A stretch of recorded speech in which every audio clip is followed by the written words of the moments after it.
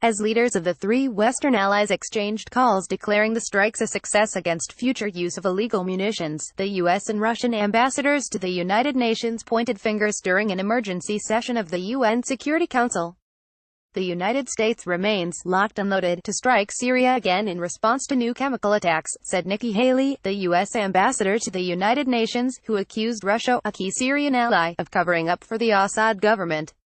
But Russia failed to garner the necessary Security Council votes for a resolution condemning the aggression against the Syrian Arab Republic by the U.S. and its allies in violation of international law and the UN Charter. After the Security Council session, Haley's Russian counterpart, Vassily Nebenzia, called the day's developments a blow to a political settlement in the Syria crisis. "I hope that hot heads will cool down and we can rebuild what has been destroyed," Nebenzia told reporters, adding that the United States, France and the United Kingdom had engaged in diplomacy of myth-making, hypocrisy and falsehoods. Bashar Jafari, Syria's ambassador to United Nations, accused the three Western allies of undermining international peace and security, and asked that copies of the UN Charter be distributed to their representatives so they can enlighten themselves and awaken themselves from their ignorance and tyranny. The airstrikes followed a week of threats of retaliation for a suspected chemical weapons attack on civilians in Douma, outside Damascus, where Syrian forces have long been battling rebels. Latest developments: the Syrian military declared victory over rebels in eastern Ghouta on Saturday, according to a statement read on state television. 1 week after the apparent chemical attack, a military official touted the cleansing of the region, and said, "All the terrorists have left Douma." Senior U.S. officials said Saturday they have confidence both chlorine and sarin were used in last week's chemical attack on Douma. François Delattre, France's ambassador to the United Nations, called for a dismantling of Syria's chemical program in a verifiable and irreversible way, a ceasefire so that humanitarian convoys can reach eastern Ghouta on a daily basis, and an inclusive political solution to the conflict. Haley said the United Kingdom, France and the United States acted, not as revenge but to deter the future use of chemical weapons by holding the Syrian regime responsible for its atrocities against humanity. UK Ambassador Karen Pierce told the Security Council that her country, France and the United States will pursue a diplomatic solution so long as Syria halts its chemical weapons program and destroys its weapons stockpiles, among other conditions.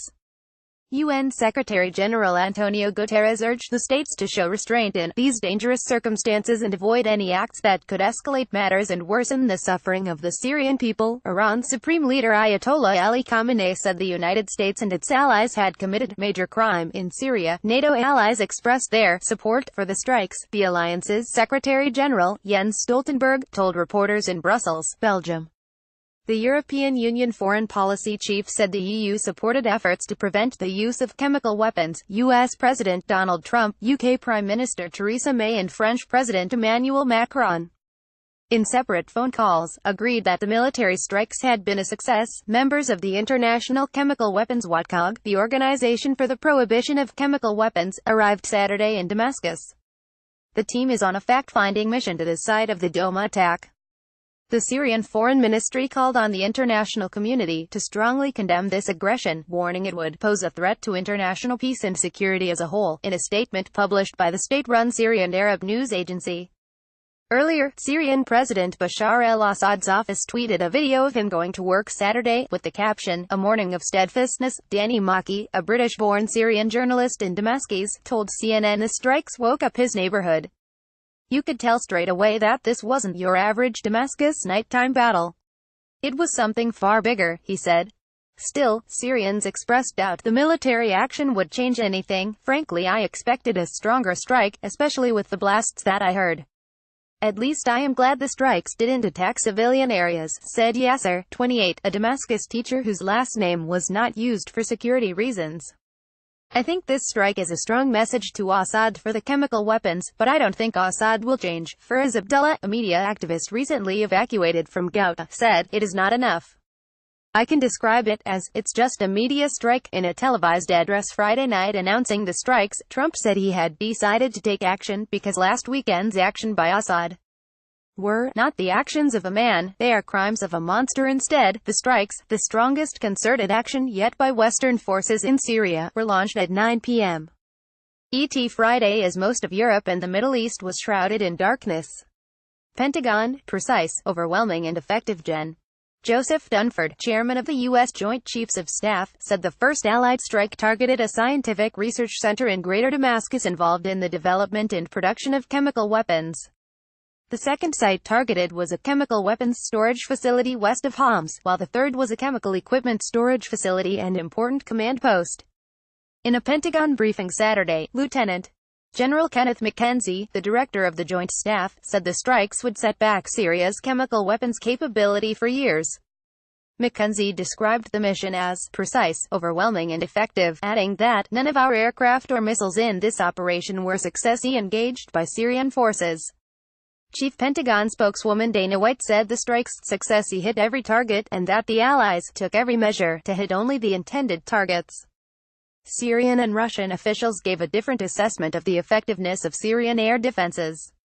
The Syrian armed forces said 110 missiles were fired on Syrian targets and that the country's defense systems intercepted most of the missiles, but some hit targets including the research center in Barza. 3 civilians were wounded in Homs after several missiles were intercepted by Syrian air defense systems, Syrian state TV said.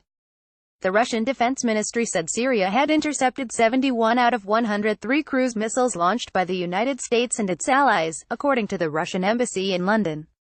It said only 7 missiles had reached 2 Syrian military airfields and that no serious damage to infrastructure was inflicted. Russian state news agency TASS reported that none of the missiles fired by the 3 Western nations struck areas near its naval and air bases in Syria. Those bases come under the protection of Russian air defense units. UK's May Not About Regime Sean Giovanna televised statement Saturday, May said UK forces had undertaken a limited and targeted strike, and that there had been no practicable alternative to the use of force to degrade and deter the use of chemical weapons by the Syrian regime. While an assessment has not yet been completed, we believe that the action was successful, she said. This was not about interfering in a civil war. And it was not about regime change. Russia's Ministry of Defense said it believed the Western Allies' action was not in retaliation for what happened in Douma but instead was a reaction to the Syrian army's success in liberating territory from rebels. Iran, also a key ally of the Assad government, also condemned the strikes. I firmly declare that the presidents of US and France and British PM committed a major crime, Khamenei tweeted. International response. Turkey, another important player in the Syrian conflict, said it viewed the airstrikes as an appropriate response to the Douma attack, according to a Turkish foreign ministry statement. Turkish President Recep Tayyip Erdogan, in a televised speech to supporters of his political party, said that not responding would be unthinkable. It's impossible for us to accept the situation that Syrian children fall into, he said. Erdogan and Putin spoke on the phone Saturday, according to Turkish and Russian state media reports. The 2 leaders agreed to work closely toward a political solution in Syria, the reports said. German Chancellor Angela Merkel said all available evidence pointed to the Assad regime being responsible for the Douma attack and criticized Russia for blocking an independent investigation through the Security Council. The military operation was necessary and appropriate to preserve the effectiveness of the international ban on the use of chemical weapons and to warn the Syrian regime of further violations, Merkel said in a statement. An Israeli official told CNN that the strikes enforced the red line drawn by Trump last year. In April 2017, the United States launched a military strike on a Syrian government airbase in response to a chemical weapons attack that killed dozens of civilians. Syria continues to engage in and provide a base for murderous actions, including those of Iran, that put its territory, its forces and its leadership at risk, the Israeli official said. The strikes also sparked rallies against the military action. Demonstrators gathered Saturday in Washington and London, as well as Mexico, Greece, Turkey and Iraq.